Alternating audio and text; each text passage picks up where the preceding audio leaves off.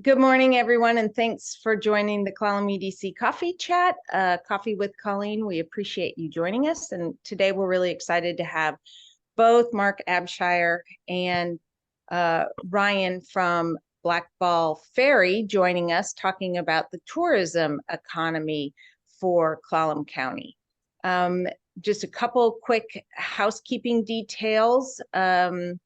If you have a question, go ahead and raise your hand and we'll call on you. Or alternatively, if you'd rather just put it in the chat and have one of us ask your question of our guests, we can do it that way as well. So if you put your Zoom on mute so we don't inadvertently pick up any background noise, that would be very appreciated. So with that, I think Marc's going to kick it off for us. And so go ahead, take it away, Marc, and thanks again. Yeah, thanks, Colleen. Thanks to everybody for joining us this morning. Going to talk a little bit about tourism and working with Rian and Jessica at Blackball. We do a lot together, actually, just because of our proximity down here on the waterfront. So just as an overall general overview, we really did anticipate a very busy tourism season this summer, back when we were looking ahead toward this period, and that has appeared to have actually played out as we expected. I think we're going to be breaking records. We broke records last year, and I think we're going to be breaking records again this year over last year, and I'm talking in terms of revenue mostly. Both for hotels and motels, but also just retail, restaurants, and those types of things. You'll hear you might hear that the hotel motel vacancy rate just on the actual room nights is down year over year from last summer, and that's true. But it's down. It's a relatively small percentage. And what's increased year over year, however, is the room rate. So the hotels and motels are making a lot more in terms of revenue, even though they're not as full as they have been. And our Airbnb short-term rental VRBO market is just absolutely swamped. And I think part of that has to do with the room rates. Actually, the hotels and motels are a little more expensive than they were last year, and inflation. But no, people are starting to decide that they would rather get a whole house for $350 a night instead of just a room, in a hotel. So there's some of those decisions being made that we're seeing. But the volumes have been very high in terms of people participating and all the different activities we have here in the area. And I know that Rian and Jessica are going to talk about some of their numbers, because those are really good key indicators as well in terms of how the economy's been doing. But we've over the years, we have sort of strategically, or tried to strategically, time out some of the activities that we have during this period. So we kind of start the season off with the Waterfront Festival of the Arts Memorial Weekend, and that rolls right into the North Olympic Discovery Marathon, and that rolls right into the Maritime Festival, and it just keeps going through the 4th of July, Ride the Hurricane, and now we've got as this coming weekend, Jamming in the Park, and of course the first Fed celebrations on Sunday. But it just keeps going, and we've done really well with other things going on down here, like the concerts on the pier, which the chamber used to organize, but we handed that over to the pros. The Wandafuka Foundation for the Arts now does concerts on the pier, and they're really doing a fantastic job with that. It's more in their wheelhouse anyway. But a lot of tourists are actually participating in those Wednesday night concerts. And when it used to be more of a residence, a locals kind of thing down there on the pier. So that's been going really well. I will speak real quickly to the roller skating rink that we tried that out this summer. We won't be doing that again next year. I lost a whole lot of money on that event. And in the summary, although it was fantastic and everybody loved that we had it, and people that came really enjoyed themselves, there was just too many other options for people to do besides skating, and we didn't have the volume that we need to cover our costs as a nonprofit. So we were more than a nonprofit. We were a negative profit on the roller skating rink, but we're hoping that I've got a plan. So I've got a plan to sort of recover our costs over time. So we're gonna be okay. But it was kind of fun to have the roller skating rink down there this summer. We had a lot of tourists skating, just not as many as we thought we would. We had people who were waiting in line for Blackball Ferry come over and do a little roller skating while they were waiting for the next boat. So that was kind of fun. Overall, just it's been a very busy summer, still busy. And my perspective on kind of where we're at is that we're at capacity. So we really can't handle much more in the months of July and August, at least in the downtown area of Port Angeles. And I think it's true for a lot of the Olympic National Park and a lot of the other areas that people go to. So that's kind of my summary, overall high level view of the tourism this summer, but happy to answer questions if there are any. All right. Well, thanks, Mark. So I know that Rian had some things he wanted to share, and Jessica. And I saw Marsha Massey's on as well. So if she has any insights she'd like to share, that would be great too. So anyway, go ahead, Rian. Yeah, if you want to share screen, you should be able to. Okay. Yeah, thank you, Mark, for that, for jumping in there and giving a good overview. I could talk a little bit about, our numbers on the Coho, which isn't always an indicator of the overall picture of people who are just coming to the peninsula. But, it's good to look at these numbers, and I think there's some similarities. And it was nice to kind of get these numbers together, because I saw some surprises, really. So from January through July, I haven't accumulated August yet, but it should trend the same. We've been 3% up in passengers, so that's pretty substantial. Now I'm comparing it to 2019 because last year just was not, a normal year. Last year, there was still some border restrictions, people having to fill out ArriveCan in advance of arriving was in place and difficult for people. So really what we're doing is we're looking at 2019, and 2019 was actually a really good year too, before the pandemic kind of kicked in. So up 3% from 2019 for passengers. And what was really interesting to me was, despite being down in foot passengers, a pretty decent amount, we're still up overall in total passengers. And that's because vehicles are up 8%. And that's really a large number because there's only so much room on the car deck. So to be up in vehicles that much is really interesting.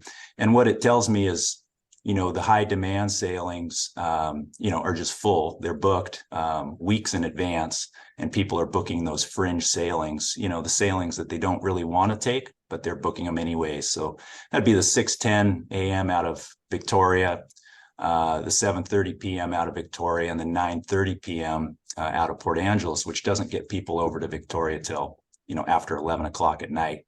And as you could imagine, no one really wants to check into their hotel at 11:30 to midnight, So really, really promising numbers. And when I say total vehicles, that does include things like bicycles and stuff too. So that's good. That's a good trend. I was going to kick it over to Jessica Wiersma, who's our director of marketing in Victoria, and she's going to talk a little bit about the packaging volume, because those are really promising numbers as well. And then also talk a little bit about upcoming events in Victoria. So Jessica, you want to take it over? And then I'll be back. Sounds good. I'm just going to share my screen.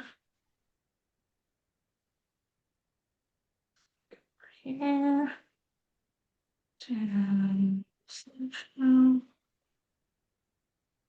Okay, can everyone see my screen? Yes, we can. Okay, perfect. I just don't want to start talking before the screen's there. So what's happening in Victoria? Right away, next week, we have Rib Fest in Victoria. So September 8th to 10th. Tons of ribs. So there's 6 different rib vendors, other food vendors, beers, cider, wine, live music on all 3 of the days, and craft vendors. We work with Rib Fest really closely. We sell day trip packages for $64 US. Ribs are actually discounted quite a bit in that package. Ribfest wants to get people over from the American side to enjoy the festival. All of the revenue from Ribfest goes back into the community in Victoria. So it's a really awesome community event to go to. So our packages include walk-on ferry, full rack of ribs, one side, and the Ribfest shuttle. So if you're doing a day trip, go over on the 8:20 a.m. sailing. You're going to get into Victoria about 9:50. Go through customs. That gives people some time to check into their hotel before they go over to Ribfest on the 11:15 a.m. shuttle. If you're wanting to make it kind of a shorter day, you can go back on the 3 p.m. sailing. So the 2 p.m. shuttle will get you back in time for the 3 p.m. sailing back to Port Angeles. Or you can stay a little bit longer at Ribfest and then go back on the 5 p.m. shuttle. It's a really fun event. It's grown quite a bit over the years. So highly recommend going to it, and it's a really inexpensive day trip as well. As in the Olympic Peninsula, rates kind of start to decrease a little bit as we get into fall. Fall is a really beautiful time to explore Victoria. And the rates are great. So we always do a Sweet Fall Savings package with the Royal Scott Hotel, which goes from October 1st to November 30th.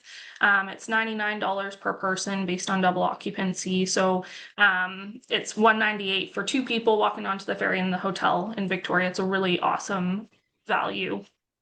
And please, anyone interrupt me if you have questions throughout this. And Christmas is always a really popular time for people to come to Victoria. So Christmas magic at the Butchart Gardens. I think it's over 1 million lights that they have on display at the gardens. Our overnight packages, just because, you know, you want to go to see the lights in the evening time. So you do have to stay overnight in Victoria. It's $169 per person based on double occupancy. So that includes your ferry, the hotel stay, and your admission to the Butchart Gardens with round trip shuttle transportation. Of course, you can bring your own vehicle onto the ferry and just do the admission to the gardens as well.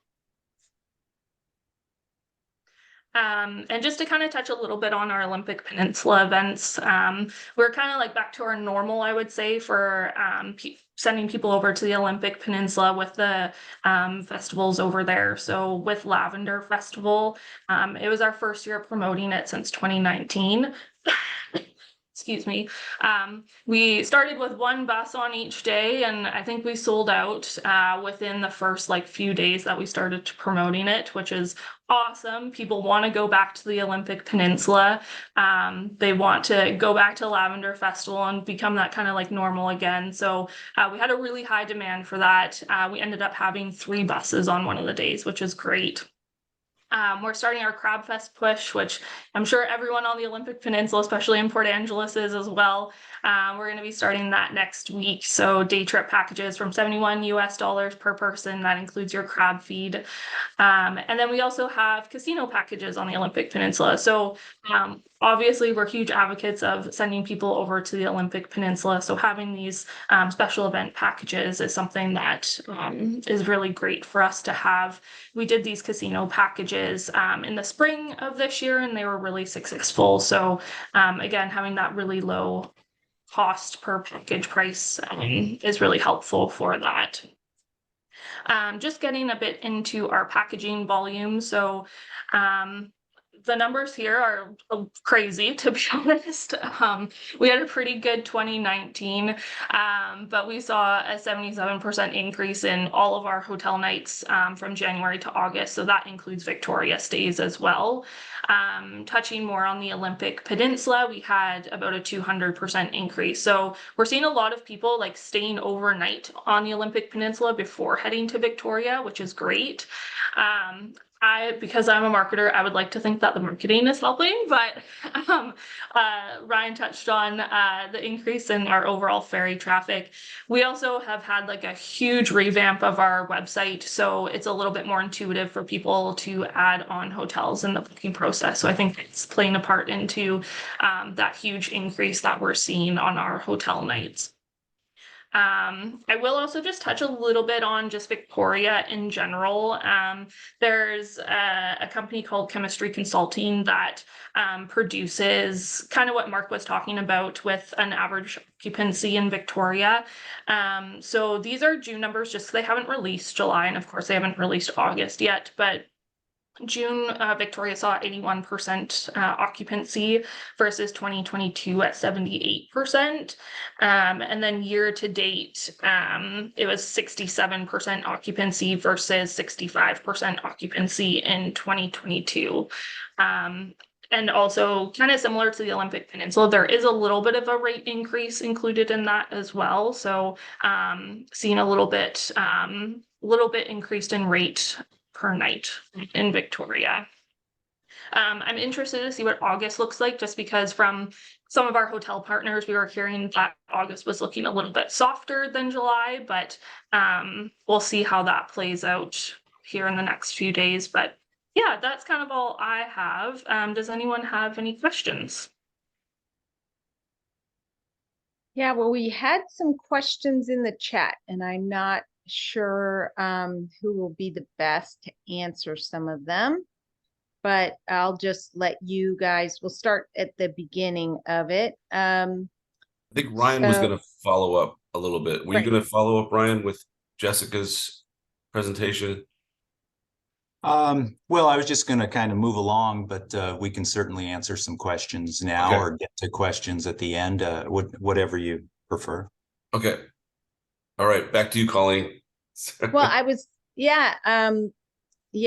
let's see. So the first one I saw was Lori had asked, Marc, where are the bulk of the tourists generally coming from? Yeah, we always have a really good diverse mix of where people are coming from.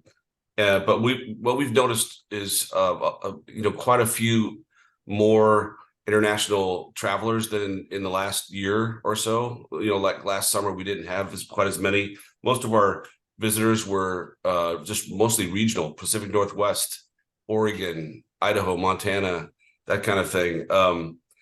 And Canadians as well. But this year, quite a few more international people, a lot of people from England, actually, more than I ever remember seeing before.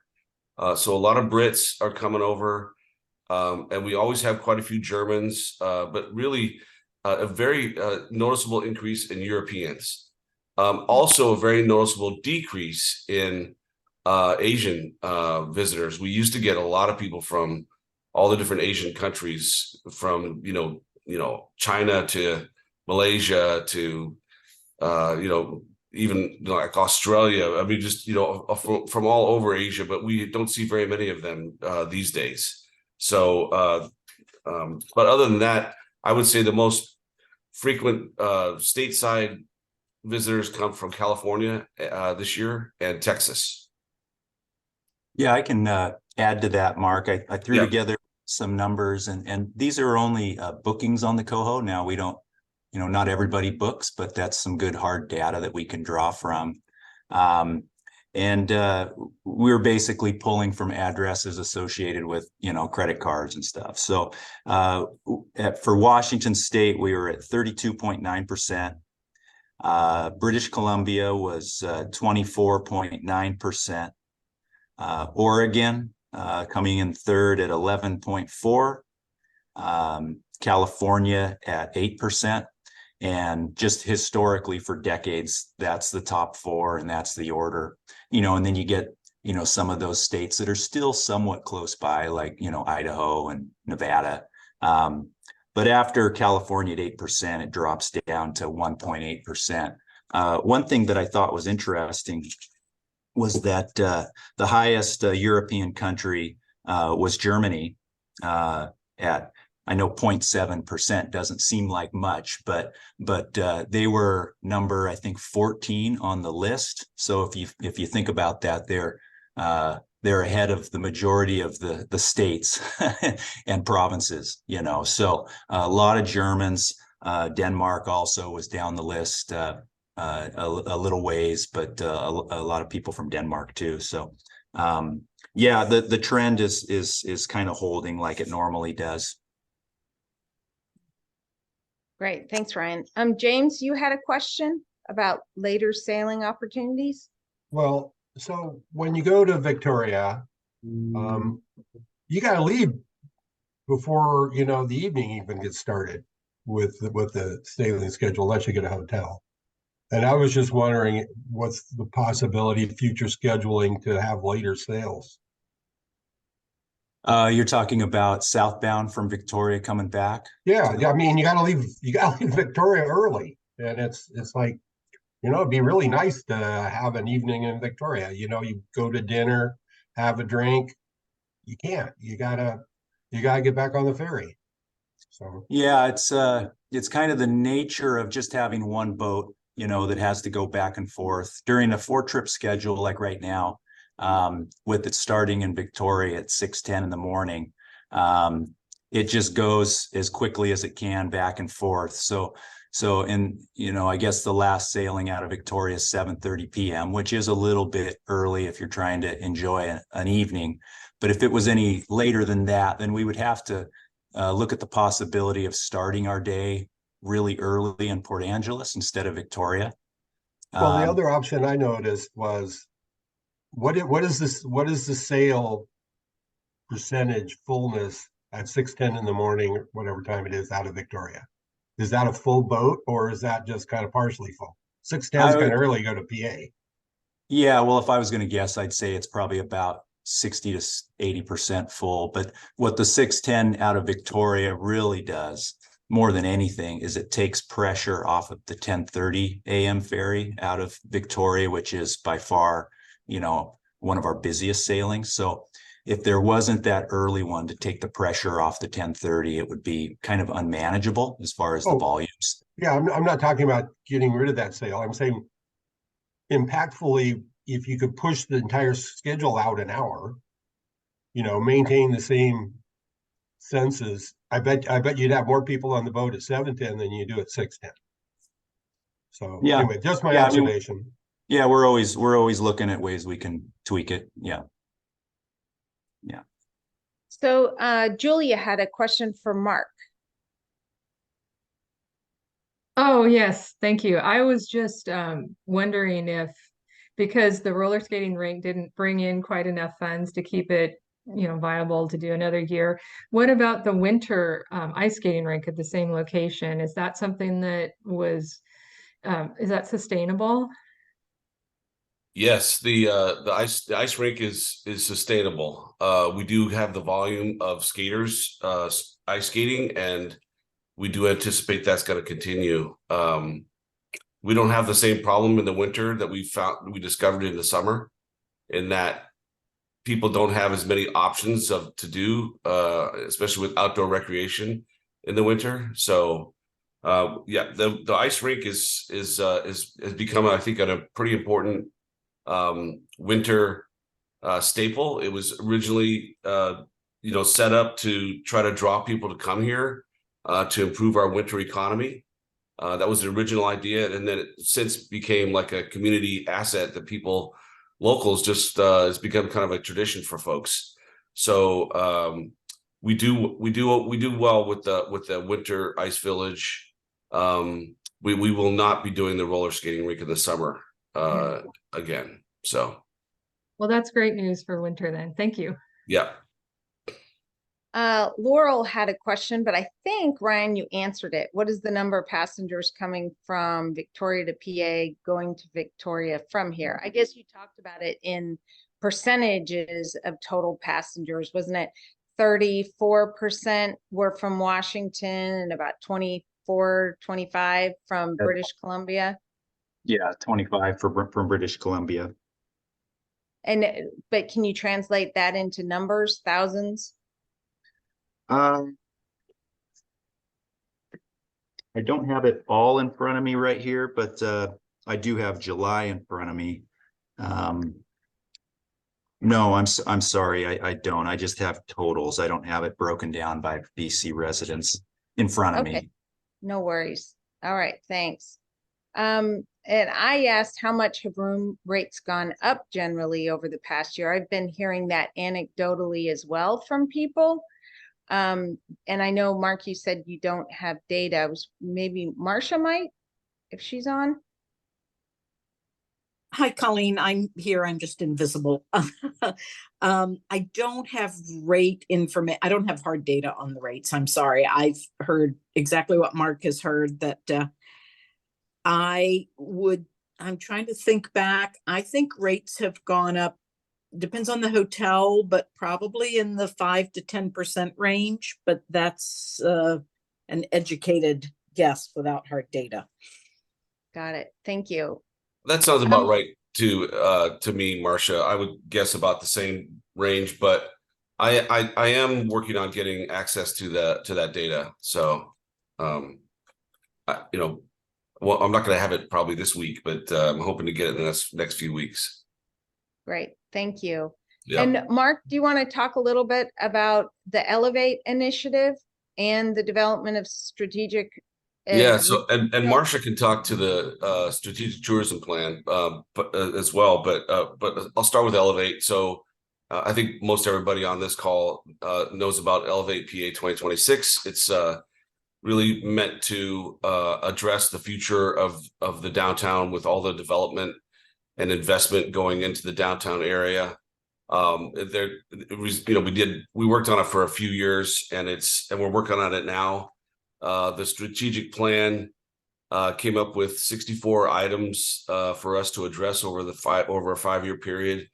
We've knocked out a good chunk of those 64 items already. It includes such things as establish a shuttle from downtown Port Angeles to Hurricane Ridge, as an example, and that, as you know, is in place. And thank goodness it's in place, because we lost the day lodge at the top, and people really couldn't get up to Hurricane Ridge. If it wasn't for the shuttle bus, it would really be a problem. But that's just one example out of many of things that are underway under the Elevate initiative. So that there's a lot happening, and it's meant to also address the seasonal nature of our economy too. So the strategic plan is going to be of Elevate is going to be trying to help that winter economy growth as well as all of our other individual efforts. And then there's another effort ongoing at the moment, and Marcia and her team are leading it. I should probably just let Marcia talk to it. But it came from the county lodging tax committee, working with other jurisdictions in Jefferson County and around the Olympic Peninsula, to fund a study to develop a strategic tourism plan for the future of the Olympic Peninsula. So that's underway, and it's going really well. And it wraps up at the end of this year. We're going to have results coming from that.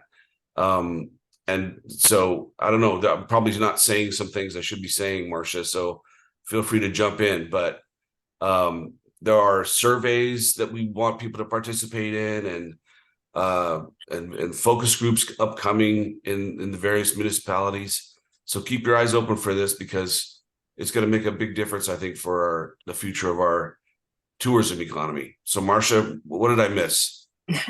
You did good, Mark. You did really good. yeah, this is going to certainly incorporate some of the Elevate PA information. I mean, you guys got there, for Port Angeles ahead of that, so that's awesome. Really, the point of the strategic tourism plan is and it's primarily focused on the North Olympic Peninsula, but the goal is to have a 5-year plan so we know where we want to be in 5 years. And it's not necessarily all about more. It's really about how do we take care of the shoulder seasons, the off seasons, where do we have room to grow so that we have a more year-round economy and people have year-round jobs and so forth. It's not about trying to put more into summer. And in fact, it will be about how can we manage some of the issues for summer. But broadly, where does tourism as a viable economic factor to the Olympic Peninsula, how do we want this to look in 5 years? Where are opportunities and where are obstacles? So it's going along really well. The two things that you all can participate in right now and in the future, there is a resident survey out there. I think Colleen and Lori have sent it out to everybody. Marc's put it out, but if anybody needs the URL, we can provide you with that. So I'll try to put that in the chat. I'll see if I can find it. Put it in the chat. Great. Thanks, Marc. So the resident survey is primarily just that. How do residents feel about tourism? Do they recognize its value to our economy or not? Or, what's that look like? And then in September, we will have a series of 4 town hall meetings. September 26 and 27, they'll be in Port Townsend, Sequim, Port Angeles, and Forks. And so you're welcome to participate in any of them. And I think, Colleen, you and Lori have those dates, but I can resend them to you. So there it's, again, September 26 and 27. So that's a great opportunity to join in the conversation. That's great. Thank you, Marcia. I really appreciate all the work you guys are doing and your insights into shoulder season and the winter season and trying to make a more robust tourism economy during those periods. As we've been doing work on the Recompete grant and have partnered with Employment Security Department and with DSHS, we have been seeing, and they've been providing very detailed data for Clallam and Jefferson counties about the unemployment figures just for our 2 counties, which, when we hear the unemployment rates, that actually comes from Bureau of Labor Statistics that's based on surveys, not actual numbers. I never realized that, which is shocking to me. They know how many people are on unemployment. I thought they were reporting actual, information that they had. But so what we were hearing from the preliminary information from DSHS is that the office in Port Townsend serves 2,200 households. And if you figure there's almost 2 people on average per household, we're talking 4,400 people in the eastern Jefferson County area are on receive basic food benefits. So think SNAP or food stamps, that they qualify for that because their income is so low. But then they said during the winter time that almost doubles. And that is reflective of, one is the seasonal aspect of a lot of our economies. And then also in Port Angeles that serves Port Angeles and Sequim, it's 5,500 households receive basic food benefits. And what was so shocking to me is Forks area, where that population out west, that, Forks has 3,600 population in the city limits, but then around there, let's say it's maybe 5,000 people. They serve over 1,000 families, and then in the summertime, and it doubles in the wintertime. So that's a huge portion of the population that is on basic food benefits. So, you know, trying to level that out and creating more sustainable income for these families will certainly help our social service safety net to, and that's what the Recompete grant's all about, is trying to take those people that have the highest probability of success and getting them into a job that'll pay $26 an hour. And so we're working on all that transition. But it's been very enlightening, and, you know, realizing what some of these drivers are. And so again, thank you for working on those shoulder season and winter season opportunities so we can have more sustainable employment. And then Rebecca, you had a question about our highways? I was just wondering what they're planning on, you know, with everything going on downtown with the fish barriers. It's going to be so nightmarish downtown, and I can't imagine people then having to be in line for the ferries as well. Just gonna be hard. I was just wondering how you're planning that. We've been thinking about that too, Rebecca, and Marcia. We've had a bunch of different meetings and discussions about road closures, because there's a lot of work going on this year. There's more work coming up in the future. It's going to impact our economy, our local economy, as well as in general, as well as the tourism economy. So as far as tourism goes, I think it's mostly about communication and just getting the word out to people.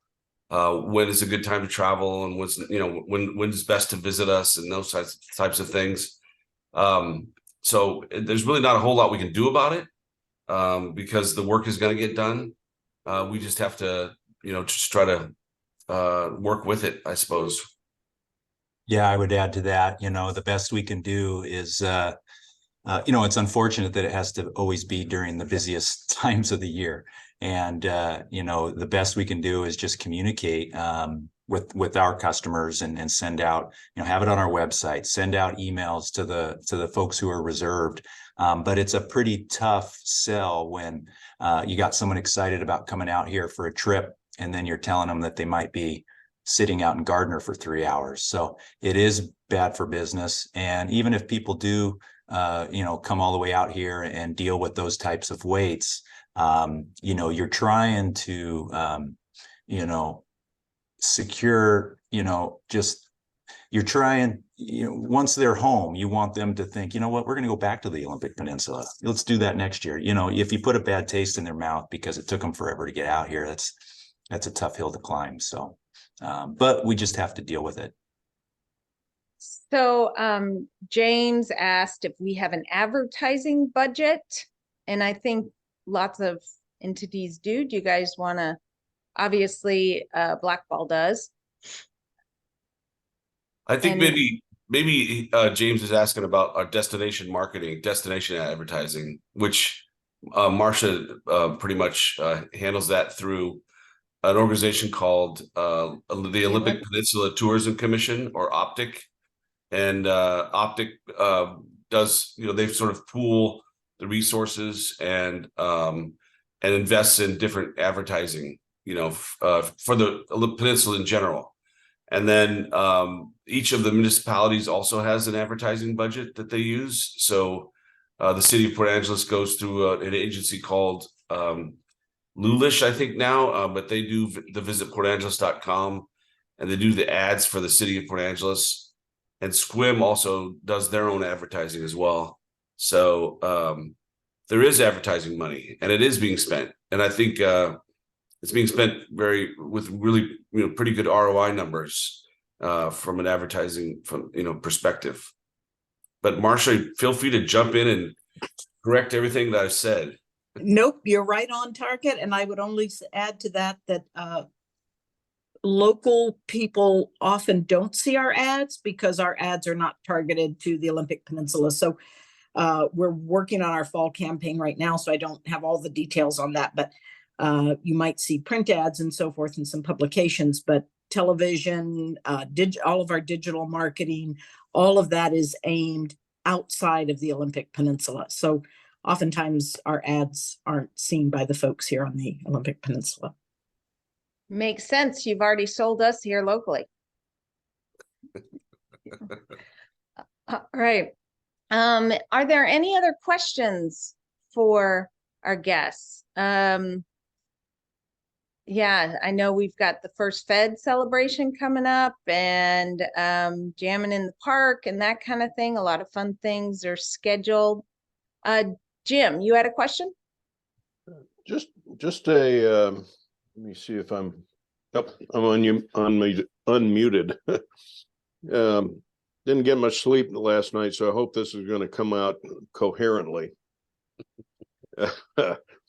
which is always a challenge in the morning. I have had a cup of coffee, so I think I'm okay. Here's the analogy from COVID and the business disruptions to the transportation disruptions. I wonder if it might be an idea for us to all think while we have our legislative programming and legislative policy requests, thinking caps on, if we could think of something like sales tax holidays or B&O tax holidays or something to take some of the cost pressures off of businesses, analogous to the government support for businesses and employees and so forth during COVID, because these are going to be some significant disruptions to commerce in general, not just tourism, over the next couple of years. So that may be something to kind of put on our list of things to think about for the NOLA legislative strategy discussion. Jim, I think that's a fantastic thought. But I have to say, I think that from a policy standpoint, for the state to consider, different holidays in terms of fees and taxes and things, every time they do, road projects around the state, that's going to be I think that's going to be a tough thing for them to buy into, just from a policy standpoint. So like every time we do a road project somewhere, we're going to lose, revenue, as well as spend the money to do the project. Yeah. They'll view that as a true increase in the cost of any project, to the state, Good. That's a good point. Maybe maybe that's not just a generalized thing, but above a certain threshold of traffic disruption. Something like that. Yeah. Some kind of threshold level. Right. That gets you into the place where you need some offsets to your costs. I think it's definitely worth talking about that. We should put that maybe in the NOLA discussions a little bit. Yeah, that'd be great. Okay. Any other last questions? Hey, Mark. Yeah. Thanks for the info. It's been a lot of good information. Quick question regarding short-term rentals.